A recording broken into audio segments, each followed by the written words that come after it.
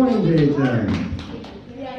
Today I have the pleasure of doing a lesson that isn't depressing for the first time in a few weeks.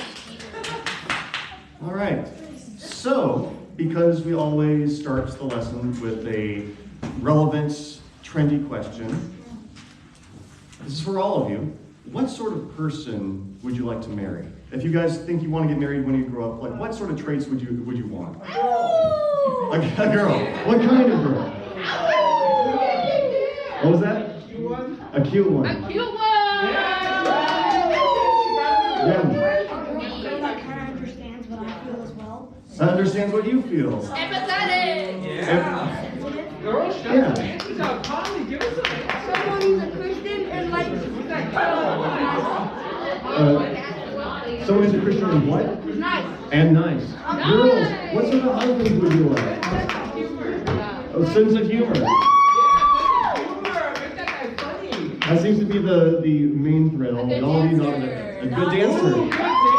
Bailando. I know that at Tuffrey they have dance stuff in PE, so make sure you take it, especially swing dance. dancing. I did that last year. It was a What was that? Hardworking. Hardworking. Ooh, that will come later in this lesson. Let's hear it, Conley. What's that character? That guy. I didn't catch that. What was that? Loyalty. Loyal. What about you, Man. Haley, what's yours? Not strong. Undecided, yeah! Alright. Well, that's excellent. You got. I hope you all listened to what the other sex had to say, because you're going to have to live up to that. So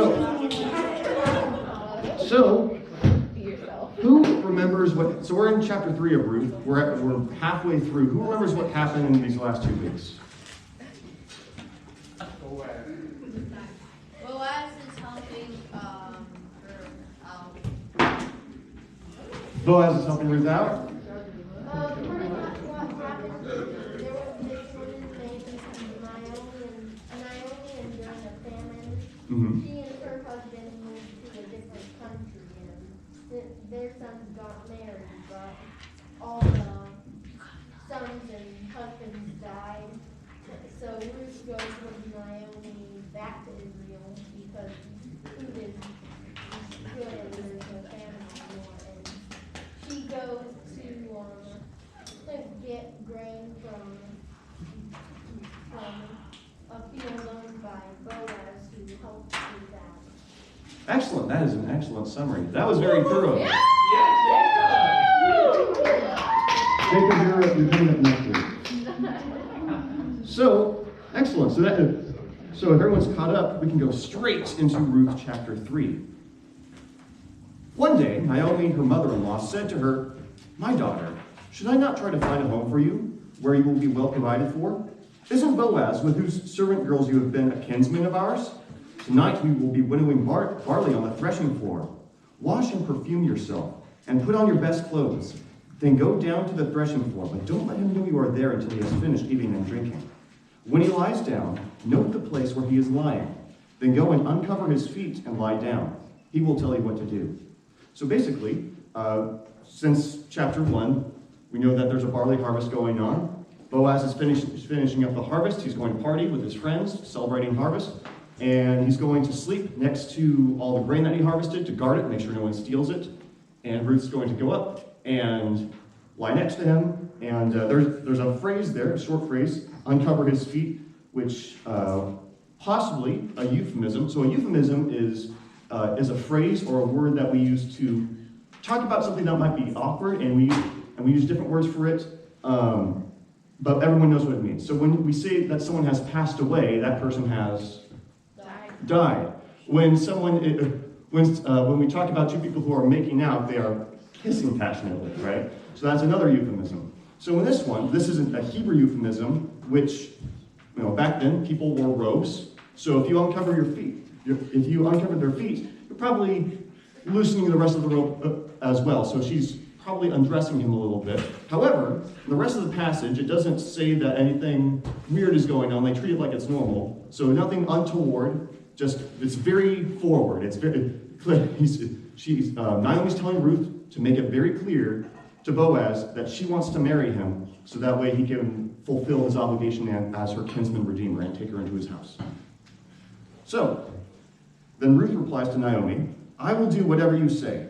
So she went down to the threshing floor and did everything her mother-in-law told her to do. When Boaz had finished eating and drinking and was in good spirits, he went over to lie down at the far end of the grain pile. Ruth approached quietly, uncovered his feet, and lay down. In the middle of the night, something startled the man, and he turned and discovered a woman lying at his feet. Who are you? He asked. I'm your servant, Ruth, she said. Spread the corner of your garment over me, since you are a kinsman redeemer. Who remembers what kinsman redeemer means?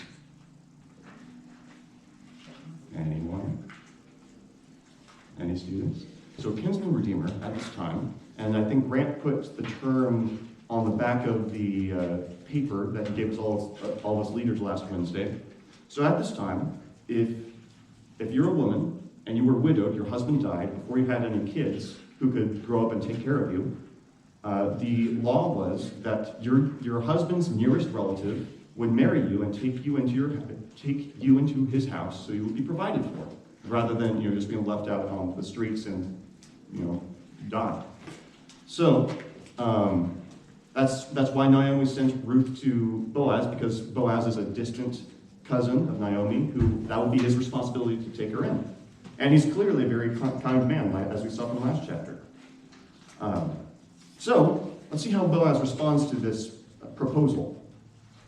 The Lord bless you, my daughter, he replied.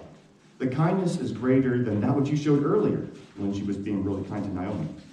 You have not run after the younger men, whether rich or poor, and now, my daughter, don't be afraid. I will do for you all you ask. All my fellow townsmen know that you are a woman of noble character. That is a good phrase right there. So, how many of you have read Proverbs before, especially Proverbs chapter 31? All right. Kids, especially boys, if you want to impress and really bless your moms when you go back home today, Proverbs 31 is all about the woman of noble character, and that's sort of what Boaz is calling Ruth right here. So in Proverbs 31, starting in verse 10, it's this whole poem about an awesome wife who is everything that you guys said, and also a lot of what you guys said as well. A wife of noble character, who can find? She is worth far more than rubies. Her husband has full confidence in her and lacks nothing of value. She brings him good, not harm, all the days of her life. She selects wool and flax and works with her eager hands. She's like the merchants, and so on. It goes on for several verses. So, if you really want to bless your moms when you go back home today, read her that passage and talk about how that applies to her. And boys, when you get married, do that for your wives as well. So, and that's what Boaz is telling Ruth as well, that he knows that she is a woman of noble character. She fits all of that. She has been working hard, busting her chops to care for her mother-in-law this whole time. Let's see. Everyone knows that you're a woman of noble character. Although it is true that I am near of kin, there is a kinsman redeemer nearer than I. Stay here for the night, and in the morning, if he wants to redeem, good, let him redeem. But if he's not willing, as surely as the Lord lives, I will do it. Lie here until morning. So, even though that Boaz is a relative of Naomi, and it's his obligation to marry Ruth, it'd be very easy for him to brush it off and be like, I don't know if I want to marry you, because that's a whole burden. Like I'd have to put aside a lot of money. That's a huge obligation to fulfill. And even though that's something he's supposed to do, he's a very rich man. Ruth is just some foreigner that came in from a different. He could very easily brush that off, right? And instead, he chooses not to. And he mentions another guy who's closer relative to Naomi, and we'll see in the next chapter. This is a spoiler alert. That guy brushes off his obligation so Boaz fulfills it. So you'll learn about him next week. So he can brush her off pretty easily and not fulfill his obligation, but he chooses not to. He actually goes above and beyond. So Ruth lay at his feet until morning, but got up before anyone could be recognized, and he said, "Don't let it be known that a woman came to the threshing floor." Nothing improper going on here. He also said, bring me the shawl you are wearing and hold it out. When she did so, he poured into it 6 measures of barley and put it on her. Then he went back to town. So not only did he promise her that no matter what happens, you're going to be married, your redemption is promised, you will have a home to be in, whether this guy marries you or whether I do. He also continues to give her a lot of food to care for her and Naomi. He's going above and beyond to provide for her. When Ruth came to her mother-in-law, Naomi asked, "How did it go?" Then she told her everything Boaz had done for her and added, "He gave me these 6 measures of barley, saying, 'Don't go back to your mother-in-law empty-handed.'" Then Naomi said, "Wait, my daughter, until you find out what happens. For the man will not rest until the matter is settled today." So, in this passage, remember 2 weeks ago, I titled my PowerPoints, how Ruth is a story of redemption, and it's redemption from darkness, and chapter 1 is all about the darkness that they're in. In this one, redemption's promised. So Ruth's not married yet. They don't have a better house to live in yet, but it is promised. And she can wait on that. And now we talk about that. You can wait on this. We know that no matter what, Boaz is going to figure this out. Likewise, this is true for us as well. I'm sure many of you have read the Gospel of John, and in it, there is a very famous verse in, chapter 14, verses 2 and 3. Jesus is comforting his disciples. "Do not let your hearts be troubled. Trust in God. Trust also in me. In my Father's house, there are many rooms. If it were not so, I wouldn't have told you. I am going there to prepare a place for you. And if I go and prepare a place for you, I will come back and take you to be with me so that you may also be where I am. You know the way to the place where I am going." So Jesus came to redeem us from death and sin and all that, right? Yes? Amen? Amen. Do we still have death and sin in the world? Yes. Yeah, but we know that it has no power anymore, right? Jesus has promised to redeem us. And he will come back someday. That's why we wear these Stay Woke shirts, because that's a reference to Mark 13:37. Stay awake, be ready. I'm coming back at any time to make the whole world new again, new heavens, new earth. You will have resurrection bodies that don't die or age or get sick, and it will be great. It's just like Garden of Eden before the fall, exactly as God intended it to be in the first place. So we're waiting right now. And it's sometimes painful to wait, but we know that even when we're waiting, and even though we still experience death and sin, Will we go up to heaven, or when we die, will we see the Garden of Eden? That's a great question. So as a quick aside, I think a passage that you would really like are the last couple of chapters of Revelation, where it talks about the new heaven and the new earth, and it describes there being a tree and a river next to it. So whether it's the same Garden of Eden that we see in Genesis, I don't know. But it does use garden imagery to talk about things being put right the way they were meant to be before.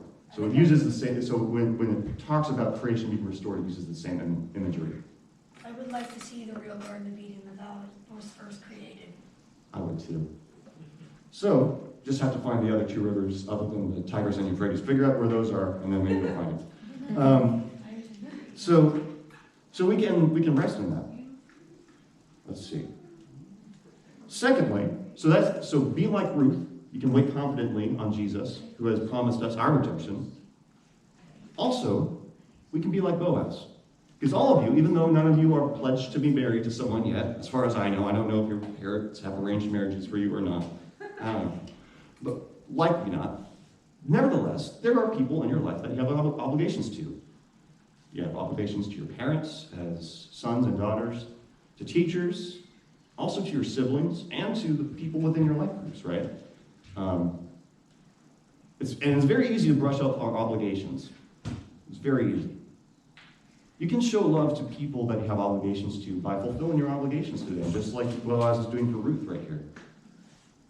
Especially for people that, it's easy to tell you to obey your parents and your teachers and all that, but also fulfill your obligations to your peers as well, especially your siblings, especially the other people in your life, because those are the people that you will grow up with, and those relationships get stronger over time, God willing, as you continue to fulfill your obligations in love toward them. Does that make any sense? Excellent.